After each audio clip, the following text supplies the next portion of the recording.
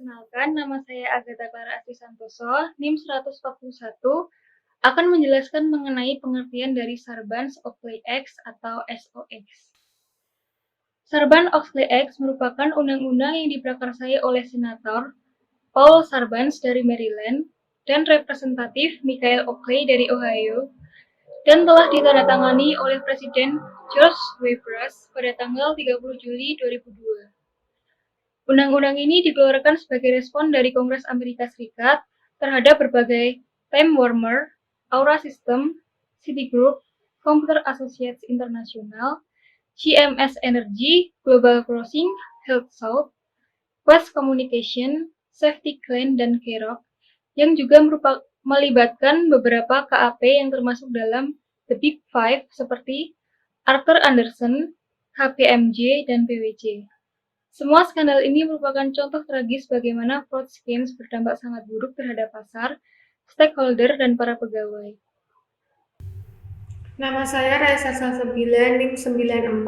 Di sini saya akan menjelaskan tentang awal mula munculnya SOX. Yang pertama, SOX didirikan oleh P. Sarbanes dan M. Oakley. Lalu, WordCamp mengumumkan tentang manipulasi laba akuntansi secara besar-besaran. Kemudian, itu mendorong rancangan UU Reformasi Tata Kelola dan Akuntansi melalui Senat Amerika Serikat dan disetujui oleh Dewan Suara dan Senat Suara. Lalu disahkan menjadi hukum oleh Presiden George W. Bush dan menjadi undang-undang pada tanggal 30 Juli 2002. Ringkasan isi SOX yang pertama membentuk Independent Public Company Board untuk mengawasi audit terhadap perusahaan publik. Yang kedua, mensyaratkan salah seorang anggota komite audit adalah orang yang ahli dalam bidang keuangan. Yang ketiga, mensyaratkan untuk melakukan full disclosure kepada para pemegang saham berkaitan dengan transaksi keuangan yang bersifat kompleks. Dan yang keempat, mensyaratkan mutual fund profesional untuk menyampaikan suaranya pada wakil pemegang saham sehingga memungkinkan para investor untuk mengetahui bagaimana saham mereka berpengaruh terhadap keputusan. Dan yang terakhir, memberikan perlindungan kepada individu yang melaporkan adanya tindakan penyimpangan kepada pihak yang berwenang. Saya Menawa Yunitia, NIM 93. Kali ini saya akan menjelaskan mengenai pro dan kontra SOX. Pertama yaitu membutuhkan biaya yang besar. Kedua, memiliki dampak negatif bagi perusahaan terhadap persaingan global. Ketiga yaitu pengeluaran pemerintah juga meningkat untuk menerapkan undang-undang tersebut. Yang keempat yaitu si Financial Officer atau CFO bertambah bebannya dan tertekan karena harus memenuhi akuntabilitas yang dipersyaratkan oleh undang-undang. Dan yang kelima yaitu menurunnya minat perusahaan privat untuk menjadi perusahaan publik. Para pengguna peraturan ini adalah perusahaan yang surat berharganya diperdagangkan di New York Stock Exchange atau bursa lainnya di Amerika Serikat. Kedua, perusahaan dengan lebih dari 500 pemodal dan mempunyai aset 10 juta dolar atau lebih. Ketiga, perusahaan dengan lebih dari 300 pemodal dan memenuhi syarat lain seperti penerbitan surat-surat utang jangka panjang seperti obligasi. Yang keempat yaitu para pendaftar sukarela. Mereka tidak wajib secara hukum, tetapi menerapkan Sarbox secara sukarela.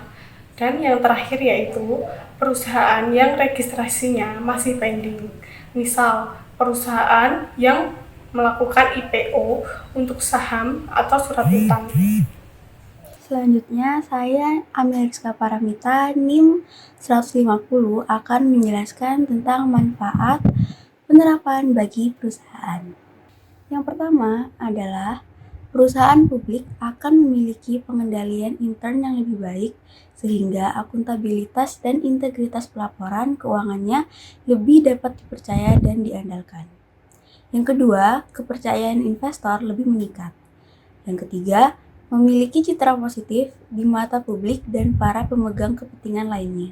Yang keempat, membantu perusahaan dalam melakukan good governance corporation dengan baik. Lalu, ada juga manfaat penerapan bagi konsumen perusahaan tersebut. Ada 3 manfaat penerapannya, yaitu yang pertama, meningkatkan kepercayaan konsumen terhadap perusahaan. Yang kedua, menghindari adanya kebohongan publik oleh perusahaan. Yang ketiga, konsumen dapat memastikan akurasi laporan keuangan perusahaan. Saya Danita Sheila Oktavianti, NIM 76.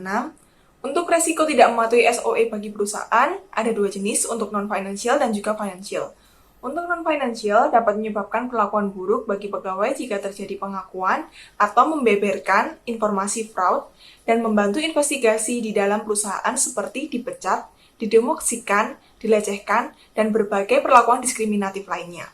Lalu untuk financial itu sendiri dapat mengakibatkan hilangnya kepercayaan masyarakat dan menarik semua saham-sahamnya dan akan menyebabkan kebangkrutan bagi perusahaan. Berikutnya penerapan SOE di Indonesia.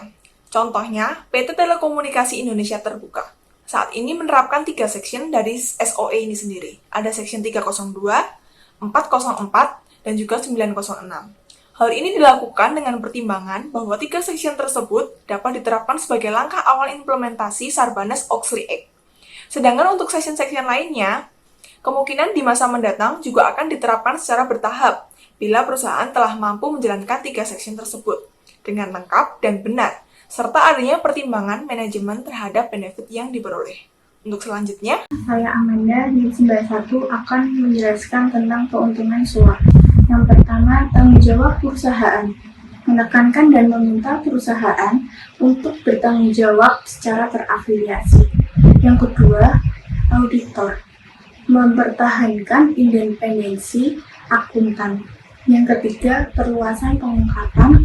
Yang keempat, analisis saham. Yang kelima, SEC, memaksa perusahaan melaksanakan peraturannya dan menaikkan biaya hukuman setiap pelanggaran UU Pasar Modal. Keterbatasan SOA. 1. Memfokuskan pada pemberian sanksi dan perlakuan terhadap subjek, namun pada kenyataannya, kebanyakan kasus fraud yang terjadi bukan hanya terjadi karena individu yang melakukannya, tapi lebih dikarenakan adanya permainan dalam sistem. Yang kedua, efek sanksi dengan adanya SOA nampaknya tidak terlalu ampuh untuk dipopulerkan.